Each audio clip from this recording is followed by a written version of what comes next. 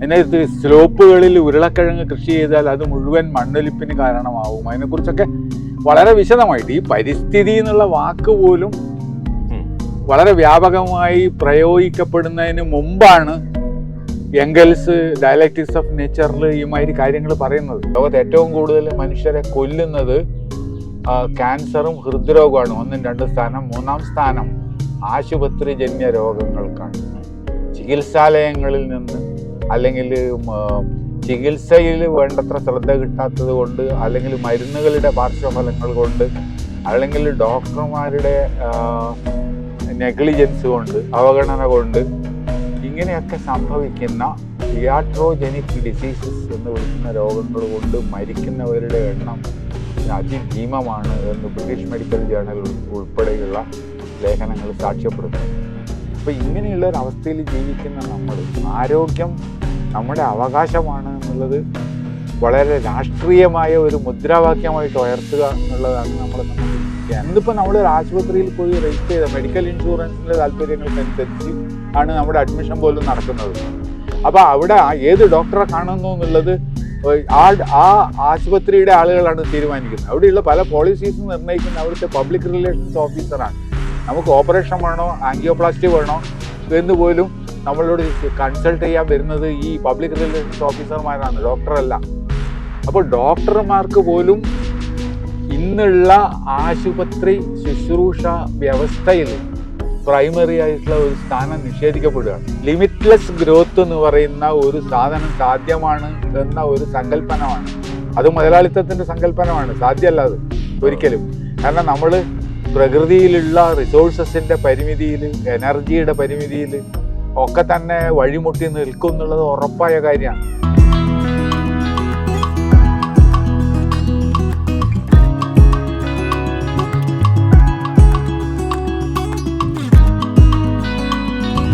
നമസ്കാരം. കഴിഞ്ഞ 5 പതിറ്റാണ്ടിലേറെ കേരളത്തിലെ പാരിസ്ഥിതിക, സാമൂഹ്യ, ആരോഗ്യ വിഷയങ്ങളിൽ ഇടപെട്ട് സജീവമായി പ്രവർത്തിക്കുകയും എഴുതുകയും ചെയ്യുന്ന കെ രാമചന്ദ്രനാണ് ഇന്ന് കേരളീയം ടോക്കിൽ. ഇക്കാലമത്രയും വ്യവസ്ഥാപിത രീതികളോട് വിട്ടുവീഴ്ചയില്ലാതെ കാതലായ വിമർശനങ്ങൾ എഴുതുകയും പ്രവർത്തിക്കുകയും ചെയ്ത അദ്ദേഹം തൻ്റെ സമരാനുഭവങ്ങളും ജീവിത കാഴ്ചപ്പാടുകളും കേരളീയത്തോട് പങ്കുവയ്ക്കുന്നു. നമസ്കാരം മാഷ്. നമസ്കാരം. മാഷുടെ യഥാർത്ഥ അല്ലെങ്കിൽ തുടക്കത്തിലുണ്ടായിരുന്ന താല്പര്യം എന്ന് പറയുന്നത് സിനിമ, സാഹിത്യം, എഴുത്ത് ഒക്കെ ആയിരുന്നല്ലോ. പിന്നീട് എങ്ങനെയാണ് മാഷ് ഈ ജനകീയ ആരോഗ്യ പ്രസ്ഥാനം, പരിസ്ഥിതി പ്രസ്ഥാനം, അതുപോലെ തന്നെ മനുഷ്യാവകാശ പ്രവർത്തനങ്ങൾ അതിലേക്കൊക്കെ വരാനിടയായ ഒരു സാഹചര്യം പറഞ്ഞുകൊണ്ട് നമുക്ക് തുടങ്ങാം. അതിപ്പോൾ ഷിബു പറഞ്ഞ പോലെ തന്നെ സാഹിത്യം, സിനിമ തുടങ്ങിയിട്ടുള്ള താല്പര്യം തന്നെയാണ് എന്നെ ഈ പ്രസ്ഥാനങ്ങളിലേക്ക് എത്തിക്കുന്നത്. വായനയിലൂടെയാണ്. പരിസ്ഥിതി രംഗത്തുണ്ടാകുന്ന, ആഗോള തലത്തിലുണ്ടാകുന്ന പ്രശ്നങ്ങളെക്കുറിച്ച് നമ്മൾ അതിനകത്ത് വായിക്കുന്നുണ്ട്. അങ്ങനെ വായനയിലൂടെയാണ് അതിലെത്തിപ്പെട്ടത്. പിന്നീട് ലോകത്തിൻ്റെ നാനാഭാഗത്തും പല തരത്തിലുള്ള പ്രസ്ഥാനങ്ങൾ ഉണ്ടായി വരുന്നുണ്ട്. ഇപ്പോൾ റേച്ചൽ കാർസണിൻ്റെ സൈലന്റ് സ്പ്രിങ് പ്രസിദ്ധീകരിക്കുന്നതോടുകൂടി ഈ വിഷങ്ങൾ എങ്ങനെയാണ് നമ്മുടെ പരിസരത്തിലേക്ക് വലിയ കെടുതികൾ വിതയ്ക്കുന്നത് എന്നുള്ളതിനെക്കുറിച്ചുള്ള ഒരു കൃത്യമായ ചിത്രം കിട്ടി. എനിക്ക് തോന്നുന്നു സൈലന്റ് സ്പ്രിങ്ങിൻ്റെ പ്രസിദ്ധീകരണത്തോടു കൂടിയാണ് ഈ ഒരു വലിയൊരു അവബോധം ഉണ്ടായത്. അപ്പോൾ അതിൻ്റെയൊക്കെ ഭാഗമായിട്ടാണ് ഈ ഇങ്ങനെ എത്തിപ്പെടുന്നതും. പിന്നെ പരിസ്ഥിതിയിലുള്ള താല്പര്യം പിന്നീട് അതിൻ്റെ രാഷ്ട്രീയത്തിലേക്കും അതിൻ്റെ വികസനം ഉണ്ടാക്കുന്ന മനുഷ്യാവകാശ ധ്വംസനങ്ങളിലേക്കും ഒക്കെ അങ്ങനെ ശ്രദ്ധ പതിയാണ്. അന്ന് പയ്യന്നൂരിൽ ഇപ്പം ജോൺസി മാഷുടെ ഒക്കെ സ്വാധീനം ആ സമയത്ത് ഉണ്ടാവുമായിരിക്കും അല്ലേ? തീർച്ചയായിട്ടും. സൈലന്റ് വാലിയിൽ അണക്കെട്ട് വരുന്നതിനെതിരായിട്ടുള്ള പ്രക്ഷോഭം ആദ്യം ആരംഭിക്കുന്നത് പയ്യന്നൂരാണ്. ആദ്യം ഒരു പൊതു റാലി നടന്നത്. അതിന് മുമ്പും MK പ്രസാദ് മാഷ്, അതുമാതിരിയുള്ള ആൾക്കാർ, KK നീലകണ്ഠൻ, അങ്ങനെയുള്ള ആൾക്കാരൊക്കെ അതിനെക്കുറിച്ച് പറയുന്നുണ്ടായിരുന്നെങ്കിലും, സതീഷ് ചന്ദ്രൻ അങ്ങനെയൊക്കെയുള്ള ആൾക്കാർ പറയുന്നുണ്ടായിരുന്നെങ്കിലും ആദ്യമായിട്ടൊരു പബ്ലിക് പ്രൊട്ടസ്റ്റ് നടക്കുന്നത് കുട്ടികളെയൊക്കെ കൂട്ടിയിട്ട് ജോൺസി മാഷ് നടത്തുന്ന പ്രകടനമാണ്. അതെ അതെ. അപ്പോൾ സൈലന്റ് വാലിയുടെ ആ ഒരു മൂമെൻറ്റിൽ ശരിക്കും ഇങ്ങനെയുള്ള പാരിസ്ഥിതിക പ്രശ്നങ്ങൾ വളരെ സജീവമായിട്ട് വരുന്നുണ്ട്. പിന്നെ ഭോപ്പാലിൽ ഗ്യാസ് ട്രാജഡി ഉണ്ടായതോടുകൂടി എങ്ങനെയാണ് ഹരിത വിപ്ലവത്തിൻ്റെ പേരിൽ ഉണ്ടാക്കുന്ന കീടനാശിനികൾ നമ്മൾ മൊത്തത്തിൽ പരിസ്ഥിതിയിൽ നാശം വിതക്കുന്നത്, എങ്ങനെയാണ് അത് പരോക്ഷമായിട്ട് ഈ ആളുകളുടെ മരണത്തിന് തന്നെ ഇടയാക്കുന്നത് എന്നൊക്കെയുള്ള വിഷയങ്ങൾ കൂടുതൽ ശ്രദ്ധയിൽപ്പെട്ടു. അതേപോലെ ഈ 70s 80s വേറെ രീതിയിലുള്ളൊരു സാമൂഹ്യ മാറ്റത്തിന് വേണ്ടിയുള്ള പ്രതീക്ഷയോടുകൂടിയുള്ള രാഷ്ട്രീയ മൂവ്മെന്റുകളും ഉണ്ടായിരുന്നല്ലോ അല്ലേ? അതും ഒരു പക്ഷേ ഇതിനൊക്കെ ഒരു എനിക്ക് തോന്നുന്നത് അത് ഈ 70s 80s ഉള്ള തലമുറ എന്ന് പറയുന്നത് ഈ നവോത്ഥാനത്തിന് ശേഷം ഒരു പുതിയ ഉണർവ് സാംസ്കാരിക രംഗത്തും രാഷ്ട്രീയ രംഗത്തും ഒക്കെ ഉണ്ടായി വരുന്ന ഒരു കാലമാണത്. കാരണം പല രാജ്യങ്ങളും സ്വാതന്ത്ര്യം നേടിക്കഴിഞ്ഞ് ഒരു ഏറെക്കുറെ അത് വിലയിരുത്താവുന്ന ഒരു 10-25 വർഷം പിന്നിട്ടു. ഓരോ രാജ്യത്തും അവർ ഇതുവരെ അനുവർത്തിച്ചു പോന്നിട്ടുള്ള നടപടികൾ പുനരവലോകനം നടത്താനും ഒക്കെയുള്ള ഒരു സമയം സ്വതന്ത്രമായ രാജ്യങ്ങളിലെ പഴയ കൊളോണിയൽ ഭാരങ്ങളൊക്കെ ഒഴിഞ്ഞ പുതിയ ഒരു തലമുറ, പുതുതായി ചിന്തിക്കുന്ന ഒരു തലമുറ വിദ്യാഭ്യാസമൊക്കെ കഴിഞ്ഞ് തയ്യാറായിട്ടുള്ള ആ ഒരു സമയമാണ്. എനിക്ക് ഒന്ന് പലപ്പോഴും വളരെ ഒരു പുതുമയുള്ള ഒരു കാഴ്ചപ്പാട് എല്ലാറ്റിനോടും ഉണ്ടായി, അല്ലെങ്കിൽ പുതുക്കപ്പെട്ട ഒരു കാഴ്ചപ്പാട് എല്ലാറ്റിനോടും ഉണ്ടായ ഒരു കാലമാണ്. പിന്നെ പ്രതീക്ഷ. അതെ, അതിപ്പോൾ അത് സിനിമയുടെ രംഗത്ത് നമുക്കത് കാണാം, സാഹിത്യത്തിൻ്റെ രംഗത്ത് കാണാം, സാംസ്കാരികമായിട്ടുള്ള ഒരുപാട് ഉണർവുകൾ ഉണ്ടായിട്ടുള്ള ഒരു സമയമാണ് 70s and 80s എന്ന് പറയുന്നത്. മാഷ്ടെ വിസമ്മതത്തിൻ്റെ കാതൽ ട്രാൻസ്ലേഷൻ സ്റ്റഡീസ് പുറത്തിറക്കിയ പുസ്തകത്തിൻ്റെ അവതാരികയിൽ പ്രൊഫസർ AK രാമകൃഷ്ണൻ ഒരു നിരീക്ഷണം നടത്തുന്നുണ്ട്. അതായത് മുതലാളിത്ത വിമർശനം വലതുപക്ഷത്തേക്കും പരിസ്ഥിതി പ്രസ്ഥാനങ്ങൾ ഇങ്ങനെ എന്താ പറയുക അതിൻ്റെ ഒരു ആത്മീയ തലത്തിലേക്കൊക്കെ പോകുമ്പം മാഷ് വളരെ കൃത്യതയോടുകൂടി ഒരു മുതലാളിത്ത വിമർശന നിലപാടെടുത്തുകൊണ്ടാണ് രാഷ്ട്രീയ പ്രവർത്തനം അല്ലെങ്കിൽ ഇങ്ങനൊരു പ്രവർത്തനത്തിൽ ഇടപെടുന്നത്. അപ്പം സാധാരണഗതിയിൽ ഇപ്പം നമ്മൾ കാണുന്നത് മതാത്മകമായും അല്ലെങ്കിൽ ആത്മീയമായും വലതുപക്ഷത്തേക്ക് അല്ലെങ്കിൽ ഫാസിസ്റ്റ് ഐഡിയോളജിയിലേക്ക് വളരെ എളുപ്പത്തിൽ വഴുതിപ്പോകാൻ സാധ്യതയുള്ളൊരു മേഖലയാണ് പരിസ്ഥിതി പ്രസ്ഥാനം എന്ന് പറയുന്നത്. പക്ഷെ മാഷ് അവിടെ വളരെ ജാഗരൂകമായി വളരെ കൃത്യതയോടുകൂടി ഇക്കാലം അത്രയും പ്രവർത്തിച്ചതിൻ്റെ ആ ഒരു കൃത്യത, അതിൻ്റെ ഒരു സോഴ്സ് എന്തായിരുന്നു? അത് ഈ പരിസ്ഥിതി എന്ന് പറയുന്നത് കേവലമായിട്ടുള്ളൊരു സംഗതിയല്ല. സോഷ്യലിസം എന്ന് പറയുന്നത് നമുക്ക് എന്നും താല്പര്യമുള്ളൊരു വിഷയമായിരുന്നു. ഒരു സമത്വാധിഷ്ഠിത സമൂഹത്തിലേക്കുള്ള പരിവർത്തനമാണ് നമ്മൾ ലക്ഷ്യം വെക്കുന്ന ഒരു സാധനം. പണ്ട് സാഹിത്യത്തിലൂടെ തന്നെ ഇപ്പം ബെർണാഡ് ഷായൊക്കെ പഠിക്കുമ്പോൾ നമുക്ക് ഫേബിയൻ സോഷ്യലിസത്തിനെ കുറിച്ചിട്ടുള്ള ഒരു ആശയമുണ്ട്. പിന്നീട് നമ്മൾ മാർക്സ് വായിക്കുന്നു. അങ്ങനെയൊക്കെയുള്ള കൃതികളിലൂടെ നമുക്ക് എത്തിപ്പെടാൻ പറ്റുന്നത് മനുഷ്യന് സമത്വപൂർണമായ ഒരവസ്ഥയിലേക്ക് എത്തിപ്പെടാനുള്ള സാധ്യത നിലനിൽക്കുന്നു എന്നുള്ള ഒരു വസ്തുതയിലേക്കാണ്. അപ്പോൾ ഈ പാരിസ്ഥിതിക പ്രശ്നങ്ങൾ വന്ന് പരിസ്ഥിതിയുടെ വിനാശം എന്ന് പറയുന്നത് അത് ഇത്ര വേഗത്തിലാക്കിയത് മുതലാളിത്ത ഉൽപാദന ശൈലികളാണ്, മുതലാളിത്ത വ്യവസ്ഥയാണ്, അതിൽ യാതൊരു സംശയമില്ല. അതുകൊണ്ട് തന്നെ മുതലാളിത്തത്തിനോട് എതിർപ്പ് പ്രകടിപ്പിക്കാതെ നമുക്ക് പരിസ്ഥിതി സംരക്ഷണം സാധ്യമല്ല എന്നുള്ള ഒരു തിരിച്ചറിവാണ്. അല്ലാണ്ട് ഏതെങ്കിലും ഒരു പ്രത്യേക പാർട്ടിയുടെയോ കക്ഷിയുടെയോ മാനിഫെസ്റ്റോയുടെ അടിസ്ഥാനത്തിലോ അങ്ങനെയൊന്നും എടുത്തൊരു തീരുമാനമേ അല്ലാതെ. അതേസമയത്ത് മാർക്സും എംഗൽസും ചേർന്ന് എഴുതിയിട്ടുള്ള ഡയലക്റ്റിക്സ് ഓഫ് നേച്ചർ എന്ന് പറയുന്ന പുസ്തകം നമ്മൾ വായിക്കുന്നുണ്ട്. അപ്പോഴും നമുക്ക് മനുഷ്യൻ്റെ പുരോഗതിക്ക് വേണ്ടി പ്രകൃതിയിലെ വിഭവങ്ങളൊക്കെ നമ്മൾ സ്വീകരിക്കുമ്പോഴും വളരെ ലോലമായ പാരിസ്ഥിതിക സന്തുലിതത്വങ്ങളെ നമ്മൾ തകിടം മറിക്കുമ്പോൾ അത് തിരിച്ചടികളായി വരും എന്ന് പറയുന്നുണ്ട്. അതിനകത്ത് സ്ലോപ്പുകളിൽ ഉരുളക്കിഴങ്ങ് കൃഷി ചെയ്താൽ അത് മുഴുവൻ മണ്ണൊലിപ്പിന് കാരണമാവും. അതിനെക്കുറിച്ചൊക്കെ വളരെ വിശദമായിട്ട് ഈ പരിസ്ഥിതി എന്നുള്ള വാക്ക് പോലും വളരെ വ്യാപകമായി പ്രയോഗിക്കപ്പെടുന്നതിന് മുമ്പാണ് എംഗൽസ് ഡയലക്റ്റിക്സ് ഓഫ് നേച്ചറിൽ ഈ മാതിരി കാര്യങ്ങൾ പറയുന്നത്. ഇൻഡസ്ട്രിയൽ റവല്യൂഷൻ വന്നു കഴിഞ്ഞിട്ടില്ല. ഇത്രയും വലിയ തോതിലുള്ള പൊല്യൂഷൻ ഒന്നും വരാതെ തന്നെ പ്രകൃതിയുമായിട്ടുള്ള ഇൻ്ററാക്ഷനിൽ അല്ലെങ്കിൽ പ്രതിപ്രവർത്തനത്തിൽ മനുഷ്യർ ദീക്ഷിക്കേണ്ട നിയന്ത്രണങ്ങളെക്കുറിച്ച്, മനുഷ്യർ പാലിക്കേണ്ട ചിട്ടകളെക്കുറിച്ച്, ഈ ബന്ധങ്ങളിൽ വരാവുന്ന പരിമിതികളെക്കുറിച്ച്, അത് ഉണ്ടാക്കാൻ പോകുന്ന നാശനഷ്ടങ്ങളെക്കുറിച്ച് വളരെ കൃത്യമായ നിരീക്ഷണം എംഗൽസ് നടത്തുന്നുണ്ട്. അപ്പോൾ യഥാർത്ഥത്തിൽ എംഗൽസ് മാതിരിയുള്ള ആൾക്കാർ വിഭാവനം ചെയ്ത ഒരു സമത്വത്തിൻ്റെ അവസ്ഥയും നമ്മൾ പാരിസ്ഥിതികമായ സുസ്ഥിതിയിലൂടെ മനുഷ്യർ തമ്മിലും മനുഷ്യരും തമ്മിലും പ്രകൃതി അല്ലെങ്കിൽ മനുഷ്യരും തമ്മിലും ഒക്കെയുള്ള ബന്ധങ്ങളിൽ വേണ്ട ഒരു യുക്തിസഹമായ സമീപനത്തിൻ്റെ ആവശ്യകതയാണ് അതിലൂടെയൊക്കെ വരുന്നത്. അപ്പോൾ അത് സാധ്യമാണ് എന്നുള്ള ഒരു ബോധ്യമാണ് പിന്നെ ഇത്തരത്തിൽ പോകുന്നത്. ഈ ഫാഷിസത്തിലേക്ക് വഴുതി പോകാനുള്ള അല്ലെങ്കിൽ ഡീപ്പ് ഇക്കോളജിയുടെ ട്രാപ്പുകളിലേക്ക് വീണ് പോകാനുള്ള സാധ്യതയൊക്കെ എല്ലാ സമയത്തും ഉണ്ട്.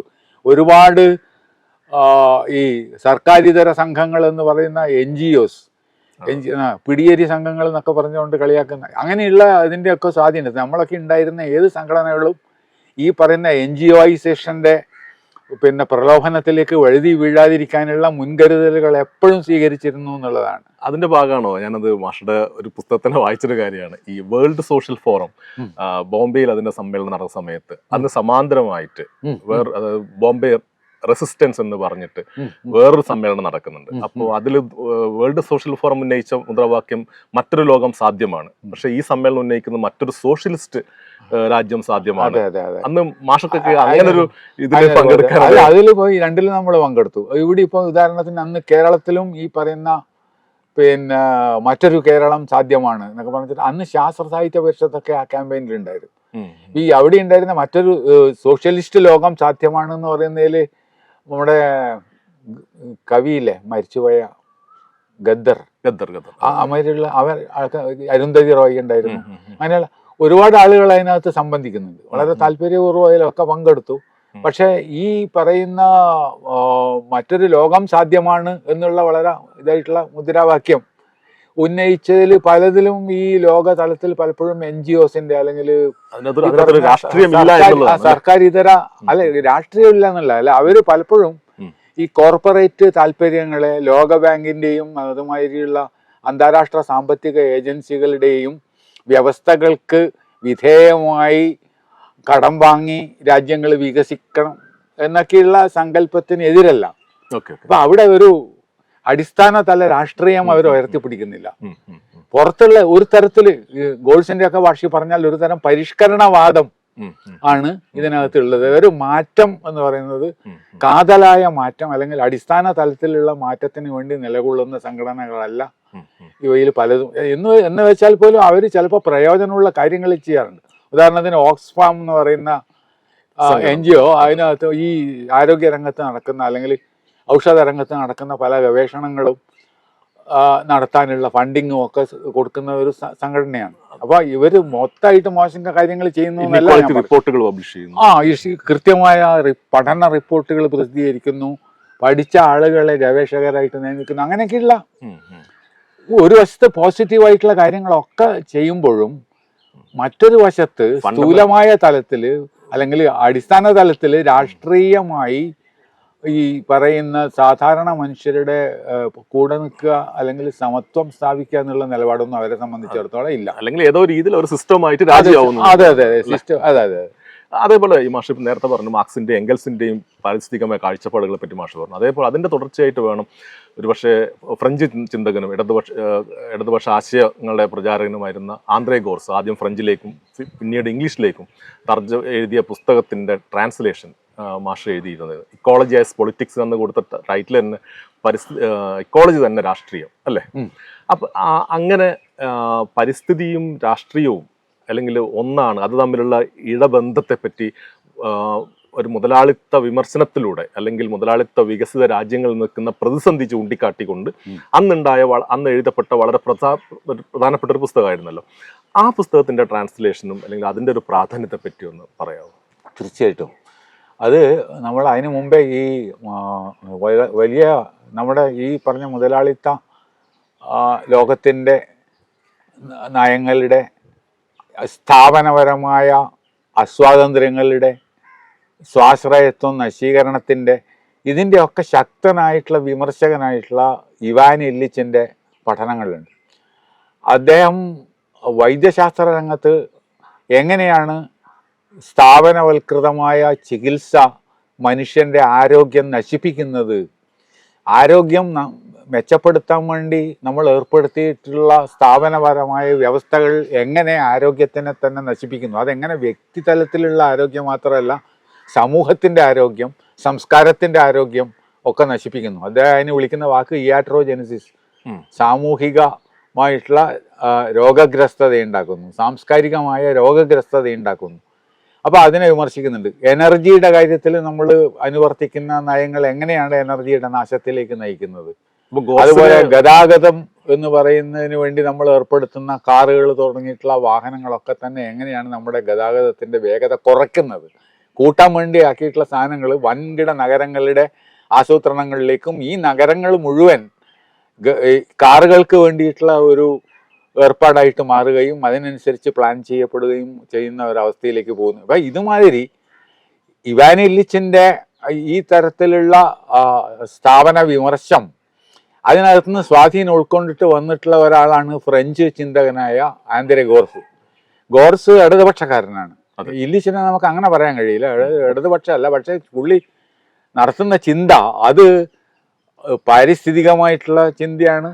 സ്മോൾ ഈസ് ബ്യൂട്ടിഫുൾ എന്നൊക്കെ നമ്മൾ പറയാറുള്ള വളരെ ലളിതമാണ്, സുന്ദരം, അല്ലെങ്കിൽ വളരെ ലഘുവായിട്ടുള്ളതാണ് ആശാസ്യം എന്നുള്ള ആ ഒരു കാഴ്ചപ്പാടെന്ന് വരുന്ന അതിന് ഏറ്റവും അടിസ്ഥാനപരമായിട്ടുള്ള ഒരു പാരിസ്ഥിതിക കാഴ്ചപ്പാടാണ്.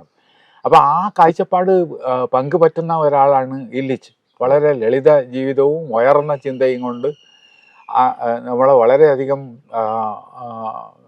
നമ്മുടെ ആ ഒരു പ്രായത്തിൽ പ്രത്യേകിച്ചും നമ്മുടെ ശ്രദ്ധ പിടിച്ചു പറ്റിയിട്ടുള്ള ഒരു ഓതറാണ്. അപ്പോൾ അദ്ദേഹത്തിൻ്റെ പാത പിന്തുടർന്നുകൊണ്ടാണ് ഗോർസ് വരുന്നത്. ഈ ലിമിറ്റ്സ് ടു മെഡിസിനിലുള്ള ആരോഗ്യ സ്ഥാപന വിമർശം ഇതിൻ്റെ രണ്ടാം ഭാഗത്തിൽ അദ്ദേഹം അതേപടി കൊണ്ടുവരുന്നുണ്ട്. ഈ ഇക്കോളജിയുടെ രാഷ്ട്രീയത്തിൻ്റെ രണ്ടാം ഭാഗം മുഴുവൻ ആരോഗ്യത്തിനെ കുറിച്ചുള്ള ഇല്ലിച്ചിന്റെ പുസ്തകത്തിനെ കൂടി പരാമർശിക്കുന്ന ഒരുപാട് മനുഷ്യന്റെ പ്രതിരോധം എങ്ങനെയാണ്, മനുഷ്യൻ എങ്ങനെ സ്വാശ്രയത്വത്തിലൂടെ ആരോഗ്യം എന്ന് പറയുന്നത് നമ്മൾ സംരക്ഷിക്കേണ്ട ഒരു മൂല്യമാണ്, അല്ലാണ്ട് മാർക്കറ്റിൽ നിന്ന് വിലക്ക് വാങ്ങാൻ കിട്ടുന്ന ഒരു ഉൽപ്പന്നമല്ല എന്നുള്ള ആ ഒരു ആശയം വളരെ ഭംഗിയായിട്ട് അതിനകത്ത് സ്ഥാപിക്കുന്നുണ്ട്. അപ്പം ആ ഒരു താല്പര്യം കൊണ്ടാണ് എനിക്ക് ഈ ഗോർസിന്റെ പുസ്തകം ചെയ്യണം. മാത്രമല്ല അത് ഈ പാരിസ്ഥിതികമായിട്ടുള്ള പ്രശ്നങ്ങളെ വളരെ രാഷ്ട്രീയമായ ഒരു കണിശതയോടുകൂടി അദ്ദേഹം കാണുന്നു. കാരണം രാഷ്ട്രീയം എന്ന് പറയുന്നത് വെറും ലേബലല്ല.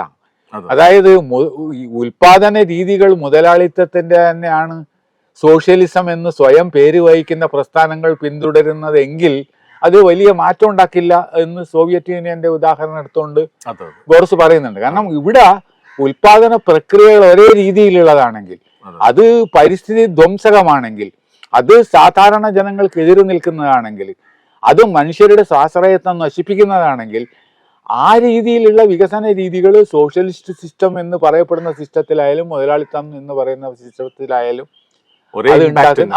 ഉണ്ടാക്കുന്ന ഇമ്പാക്ട് ഒന്നാണ്. അപ്പൊ അതിനെ വിമർശിച്ചുകൊണ്ടാണ് ഗോർസ് വരുന്നത്. അതായത് പഴയ മുതലാളിത്തം അസ്തമിച്ചു കഴിഞ്ഞു, പുതിയ സോഷ്യലിസം എന്ന് പറയുന്നത് ഈ രീതിയിൽ വരുന്നതുമല്ല എന്ന് പറഞ്ഞുകൊണ്ട് അങ്ങനെ തുടങ്ങുന്നതാണ്. അതേപോലെ ഇവാൻ ഇല്ലിച്ചിന്റെ ലിമിറ്റ്സ് ടു മെഡിസിൻ, വൈദ്യശാസ്ത്രത്തിന്റെ അതിർവരമ്പുകൾ എന്ന പേരിൽ CP ഗംഗാധരൻ മാഷും പിന്നെ KM വേണുഗോപാലും ചേർന്ന് മലയാളത്തിലേക്ക് മാറ്റുന്നുണ്ടല്ലോ, എഴുതുന്നുണ്ടല്ലോ. അതിനും ആ കാലത്ത് വലിയൊരു സ്വീകരണം കിട്ടിയിരുന്നു, അല്ലെങ്കിൽ അത് വലിയൊരു ചർച്ചയായിരുന്നു ഈ നാട്ടിൽ. എന്തായിരുന്നു? തീർച്ചയായിട്ടും അത് കേരളത്തിൽ മൊത്തം മെഡിക്കൽ കോളേജുകളിലടക്കം നമ്മൾ ആ പുസ്തകം ചർച്ച ചെയ്തു. കാരണം അന്ന് വൈദ്യശാസ്ത്ര വിമർശനം എന്ന് പറയുന്നത് വളരെ ശക്തമായിട്ട് ലോകത്ത് മൊത്തം അതിന് പിടിച്ചു കുലുക്കിയിട്ടുള്ള ഒരു പുസ്തകമാണ് ഈ ലിമിറ്റ്സ് ടു മെഡിസിൻ, അതിന് മെഡിക്കൽ നെമസിസ് എന്ന പേരിൽ ഇല്ലിച്ച് പ്രസിദ്ധീകരിച്ചത്. അപ്പോൾ ഞങ്ങൾ അന്നേരം പബ്ലിക് ഹെൽത്ത് ഫോറത്തിൻ്റെ വളരെ സജീവമായിട്ടുള്ള പ്രവർത്തനം നടക്കുന്ന കാലമാണ്. ഈ വൈദ്യശാസ്ത്ര രംഗത്തിലെ അനീതികൾക്കെതിരെ ആശുപത്രി, മരുന്ന്, ഡോക്ടർ എന്നുള്ള തൃത്വത്തിൽ ഊന്നിയിട്ടുള്ള ആരോഗ്യ സങ്കല്പത്തിൻ്റെ പരിമിതവൽക്കരിക്കുന്നതിനെതിരെ രോഗികൾക്ക് ആശുപത്രികളിലും മറ്റും നേരിടേണ്ടി വരുന്ന അനീതികൾക്കെതിരെ ഒക്കെ സമരം ചെയ്തുകൊണ്ടിരുന്ന ഒരു സംഘമാണ് പബ്ലിക് ഹെൽത്ത് ഫോറം. അപ്പോൾ ഈ പബ്ലിക് ഹെൽത്ത് ഫോറം ഈ ഒരു വിഷയം, കാരണം ആരോഗ്യം എന്ന് പറയുന്നത് കേവലം വ്യക്തികളെ ബാധിക്കുന്ന ഒന്നല്ല.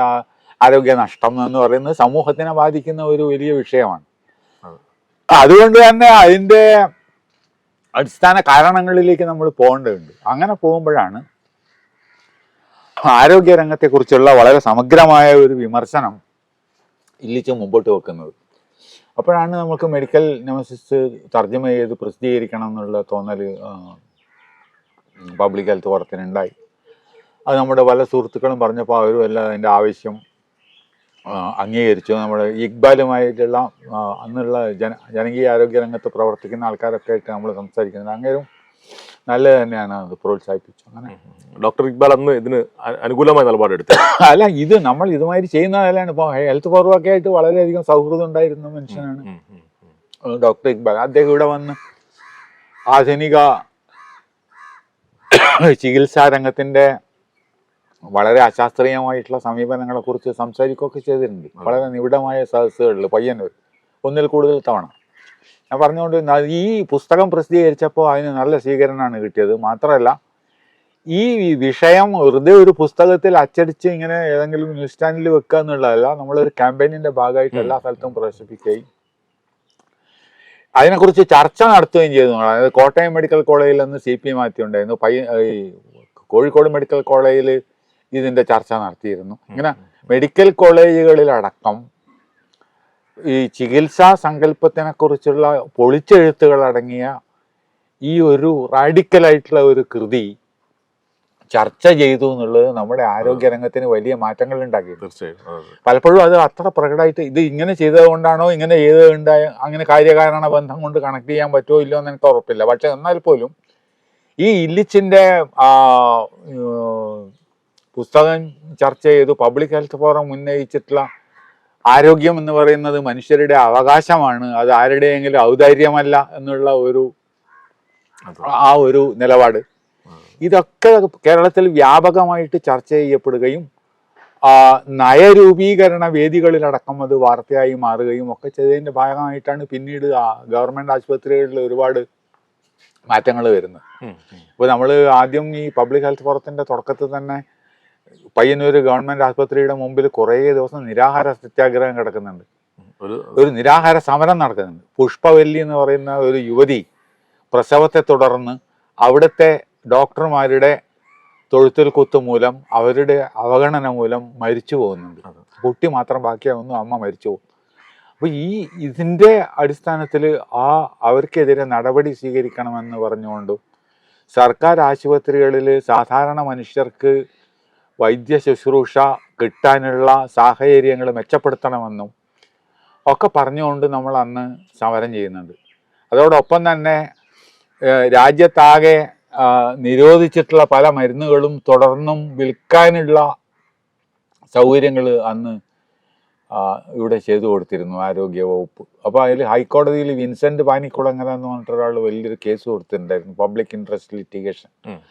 അതിൻ്റെ വിധിന്യായത്തിൽ അന്ന് VR കൃഷ്ണയ്യർ പറഞ്ഞത് ആളുകളുടെ ആരോഗ്യവും മരുന്ന് കമ്പനികളുടെ ലാഭവുമായാൽ ഈ അധികൃതർക്ക് കൂടുതൽ ഇഷ്ടം ഈ മരുന്ന് കമ്പനികളുടെ ലാഭം നിലനിർത്തുന്നതിലാണ്. അന്ന് 3 മരുന്നുകൾ ബാൻ ചെയ്തിട്ടുള്ള പിന്നെ ഒരു ഫിക്സഡ് ഡോസ് കോമ്പിനേഷൻസ് എന്ന് പറഞ്ഞിട്ടുള്ള വിഭാഗത്തിൽ പെടുന്ന 2-3 മരുന്നുകൾ അന്നേരം നിരോധിക്കുകയുണ്ടായി. ഒരു വേദന സംഹാരികൾ, ഫെനാസെറ്റിൻ, ഹൈഡ്രോക്സിക്കിനോൽ എന്നൊക്കെ പറഞ്ഞ് തുടങ്ങിയിട്ടുള്ള മരുന്നുകളാണ്. അപ്പോൾ ആ ഉത്തരവിൻ്റെ കോപ്പി നമ്മളെടുത്ത് ഇവിടെയുള്ള പയ്യന്നൂരുള്ള മൊത്തം ഡോക്ടർമാർക്ക് നമ്മൾ ഒരു അവകാശ പത്രിക സമർപ്പിക്കുന്നുണ്ട്. ഇന്ന മാതിരി ഇരിക്കണം, ഇതിങ്ങനെ ഏകീകരിക്കേണ്ടതിനെ കുറിച്ച്, ക്ലിനിക്കൽ പ്രാക്ടീസ് ഏകീകരിക്കണം, എത്തിക്കൽ ആയിരിക്കണം, പ്രിസ്ക്രിപ്ഷൻ ഇങ്ങനെ ക്യാപിറ്റൽ ലെറ്ററിൽ വേണം, രോഗികൾ അങ്ങനെയെങ്കിൽ ഒരു പൊതുവായ ഇവർക്ക് പാലിക്കാൻ പറ്റുന്ന ഒരുപാട് ഡിമാൻഡുകൾ വെക്കുകയും നിരോധിച്ച മരുന്നുകൾ പ്രിസ്ക്രൈബ് ചെയ്യാതിരിക്കുക. അപ്പോൾ നിരോധിച്ച മരുന്നുകൾ ഇന്ന മാതിരി അത് നമുക്ക് പിന്നെ അതിനെക്കുറിച്ച് കിട്ടുന്നില്ല. Medical monthly index of medical സ്പെഷ്യാലിറ്റീസുമാതിരിയുള്ള പ്രസിദ്ധീകരണങ്ങളാണ് അതിനകത്ത് അങ്ങനെ ചെയ്യാറുള്ളത്. പക്ഷെ അത് മിക്ക ഡോക്ടർമാരും കാണുന്നേ ഇല്ല. അപ്പോൾ അതുകൊണ്ട് തന്നെ അവർക്ക് അതിനെപ്പറ്റി വരില്ല. അതുകൊണ്ട് നമ്മൾ ഇവിടെയുള്ള മുൻസിഫ് കോടതിയിൽ നിന്ന് ഒരു വിധി ഉണ്ടാക്കുന്നു. ഈ ആമിഡോപൈറിൻ, ഫിനാസെറ്റിൻ, ഹൈഡ്രോക്സിക്വിനോലിൻ, ഫിക്സഡ് ഡോസ് കോമ്പിനേഷൻസ് ബാൻ ചെയ്തിട്ടുണ്ട്.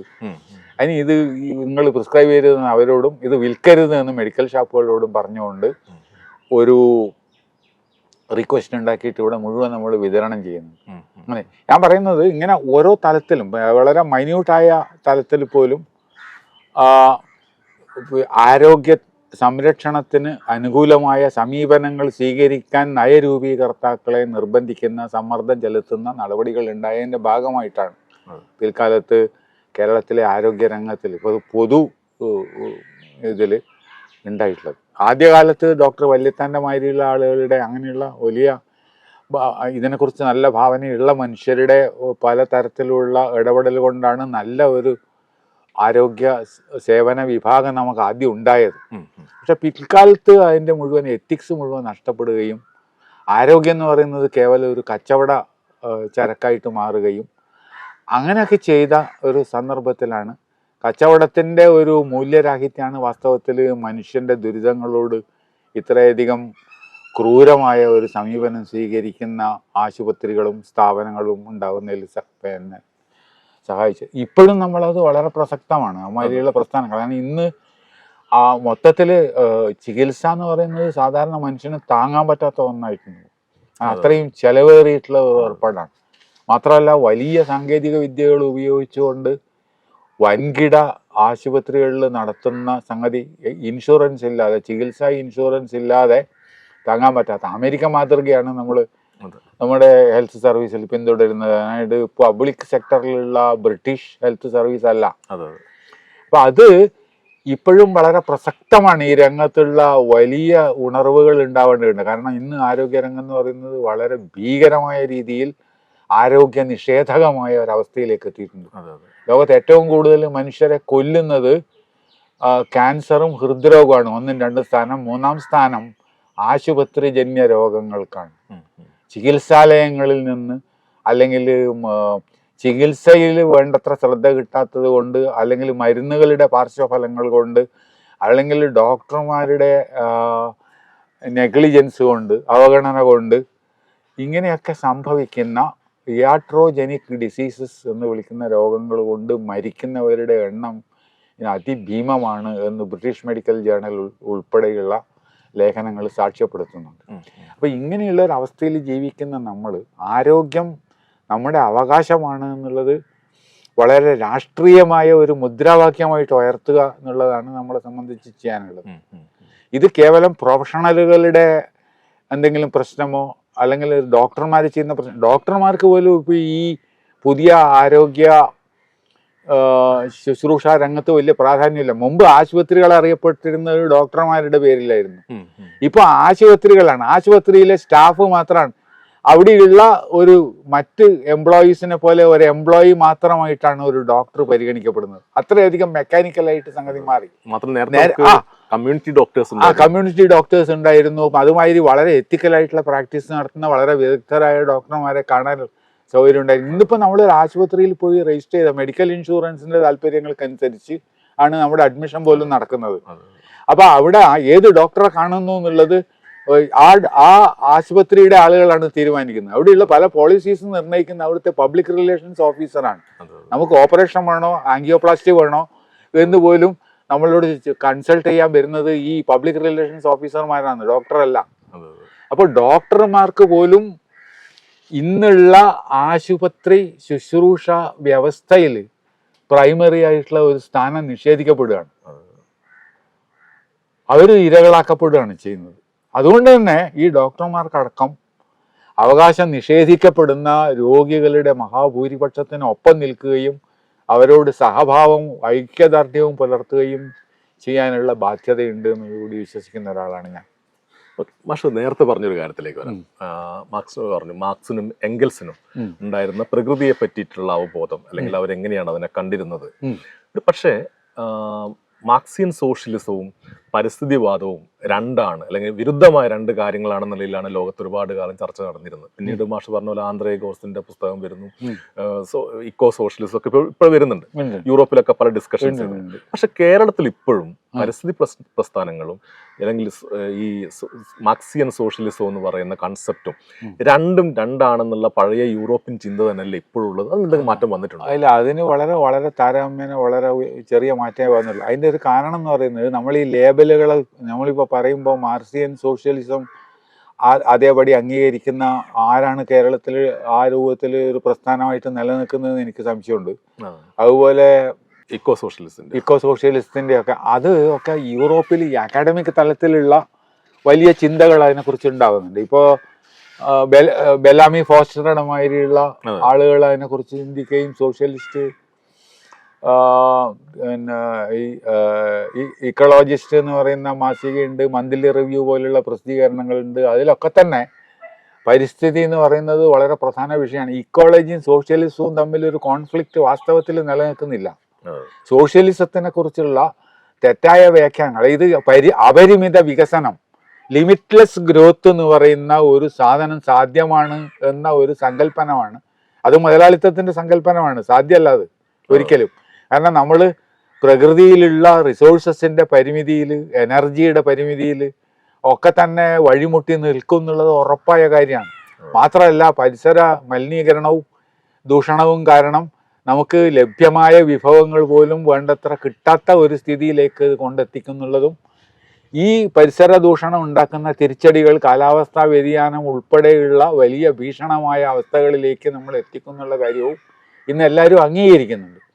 ഇപ്പോൾ കേരളത്തിലായാലും വേറെ ഭൂമിയിൽ എവിടെ ആയാലും ഈ വസ്തുത അംഗീകരിക്കുന്നില്ലെങ്കിൽ അതിൻ്റെ അർത്ഥം അതിന് വേറെ താല്പര്യ സംരക്ഷണങ്ങൾ ഉണ്ട് എന്നാണ്. അതിന് സാമ്പത്തികമായിട്ടുള്ള കേവല സാമ്പത്തിക യുക്തിയുടെ അടിസ്ഥാനത്തിൽ നമുക്ക് പാരിസ്ഥിതികമായ മൂല്യങ്ങളെയോ അല്ലെങ്കിൽ മനുഷ്യ സമത്വത്തിൻ്റെ മൂല്യങ്ങളെയോ വിലയിരുത്താൻ സാധ്യമല്ല.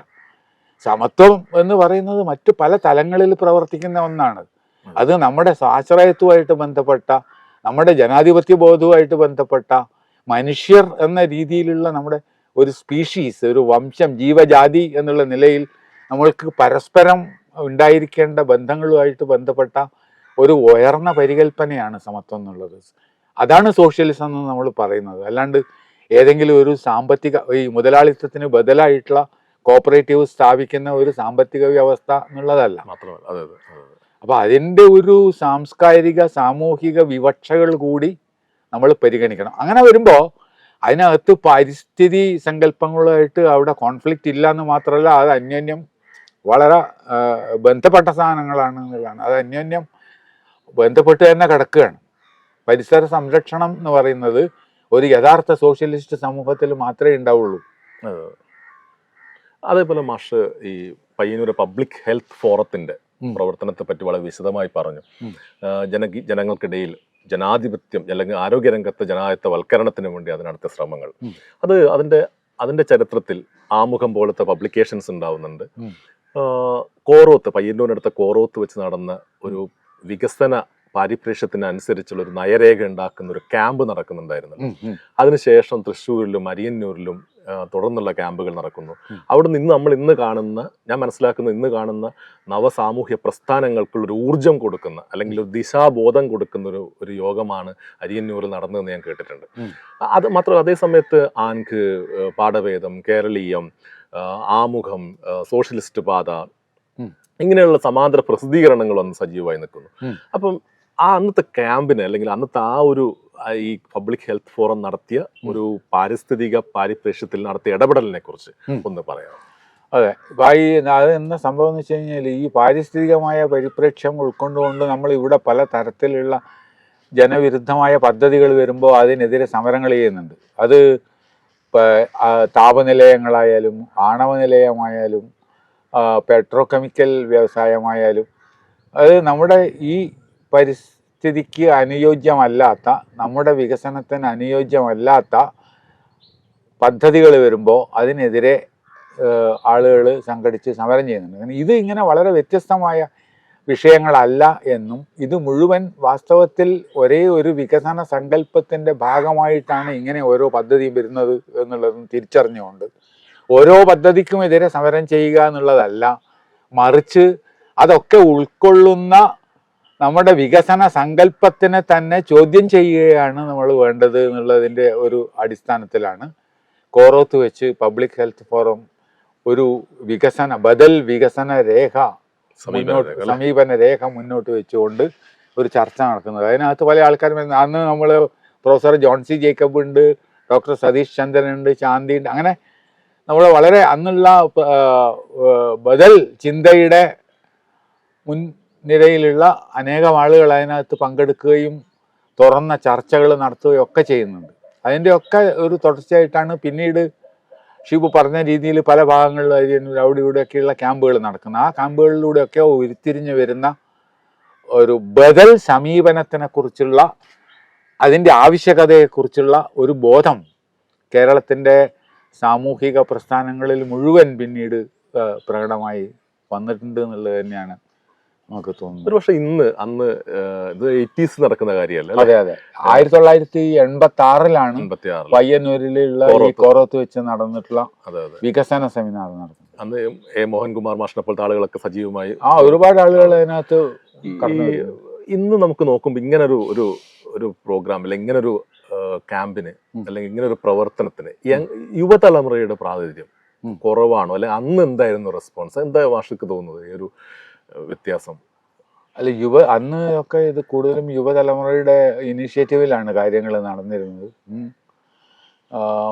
പ്രായമുള്ള ആൾക്കാരുണ്ടെങ്കിൽ പോലും കാര്യങ്ങൾ നടത്താനൊക്കെയുള്ള പലപ്പോഴും ചെറുപ്പക്കാരുണ്ടായിരുന്നു. പക്ഷെ ഇന്ന് നമ്മൾ താരതമ്യേന കാണുന്നത് ആധുനിക യുവത്വത്തിനെ, അവരുടെ സമയത്തെ, അവരുടെ ഊർജത്തെ മറ്റു പല സംഗതികളും പിടിച്ചെടുക്കുകയാണ് ചെയ്യുന്നത്. അതുകൊണ്ട് അവർക്ക് ഇതുമാതിരിയുള്ള കാര്യങ്ങളിൽ വിനിയോഗിക്കാനുള്ള സമയം പോലും കിട്ടാത്ത ടൈം പ്രഷർ അനുഭവിക്കുന്ന ഒരു വിഭാഗമാണ് നമ്മുടെ യുവത്വം. മാത്രമല്ല അവരെ ഡിസ്ട്രാക്ഷൻസ് ഒരുപാടുണ്ട്. ഈ ആധുനിക മാധ്യമങ്ങളുടെ കടന്നുകയറ്റം, ആൻഡ്രോയിഡ് ഫോണുകൾ പോലുള്ള ഇവയുടെ ഒരു കടന്നാക്രമണം, ഇതൊക്കെ കൂടി യുവതയെ മൊത്തം, അവരുടെ ശ്രദ്ധയെ മൊത്തം ഏറ്റവും മൗലികമായ പ്രശ്നങ്ങളിൽ നിന്നും വഴിതെറ്റിച്ച് വിടുന്നുണ്ട് എന്നുള്ളതാണ് കാണാൻ പറ്റുന്നത്. പക്ഷെ അപ്പോൾ പോലും നമ്മൾ ആഗോള തലത്തിൽ എടുത്തു കഴിഞ്ഞാൽ ചെറുപ്പക്കാർ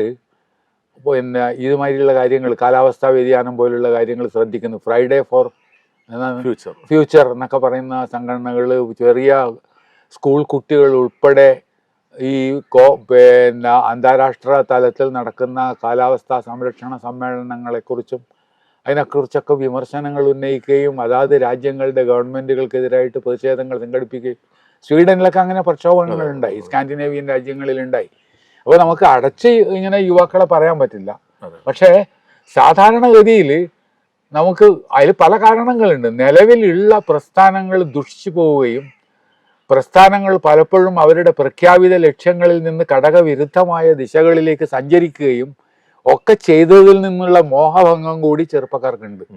അതുകൊണ്ട് തന്നെ അവർക്ക് ഒരു എന്താ പറയുക പ്രതീക്ഷ, അല്ലെങ്കിൽ ഇവരിൽ നമുക്ക് പ്രതീക്ഷ അർപ്പിക്കാം, ഇവരുടെ ഒപ്പം നമുക്ക് നടക്കാം എന്നുള്ള ഒരു ആത്മവിശ്വാസം നഷ്ടപ്പെട്ടു പോയിട്ടുണ്ട്. പിന്നെ അത്രയും ഒരു നേതൃനിരയുണ്ടായിരുന്നു, മൂല്യങ്ങള്. അതെ അതെ, അതില്ലാതെ വിശ്വാസ നഷ്ടം എന്ന് പറയുന്ന ഒരു സംഭവമുണ്ട്.